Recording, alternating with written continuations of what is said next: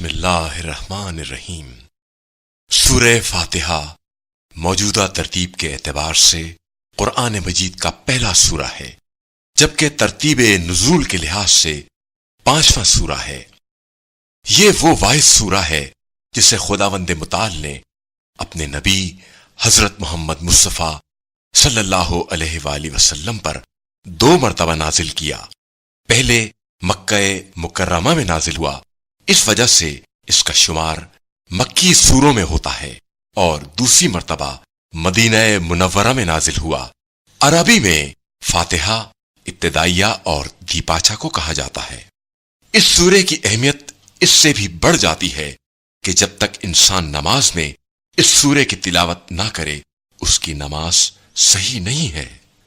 سورہ حمد وہ سورہ ہے جس میں ہر بیماری کے لیے شفا موجود ہے، اور اس کے ناموں میں سے ایک نام شفا بھی ہے، جو اس بات کی طرف اشارہ کرتا ہے کہ اس میں موت کے علاوہ ہر بیماری کے لیے شفا موجود ہے۔ آیت نمبر 3 میں رحمان سے مراد اللہ تعالی کی عام رحمت ہے، جو دوست و دشمن، مومن و کافر سب کے لیے ہے، یعنی اس کی بے حساب رحمت کی بارش سب تک پہنچتی ہے۔ رحیم سے مراد اللہ تعالیٰ کی خاص رحمت ہے، جو اس کے مطیع، صالح اور فرما بردار بندوں کے ساتھ مخصوص ہے، یعنی اللہ کے یہ بندے ایمان اور عمل صالح کی بنا پر اس رحمت و احسان خصوصی کے مستحق قرار پائے ہیں۔ آیت نمبر 5 میں اللہ ہی کی عبادت اور اسی سے مدد طلب کرنے کا ذکر ہے۔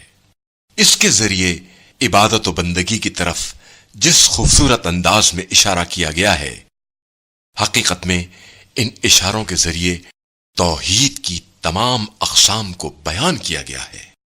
اس سورے میں خدا کی حاکمیت کی بنیاد رحمت پر ہونا، عبادت و پرستش اور مدد کا لائق صرف اللہ کا ہونا، خدا کے برگزیدہ بندوں پر اس کے انعام کا نازل ہونا، اور گمراہ بندوں پر خدا کے غضب کے نازل ہونے کا بیان موجود ہے۔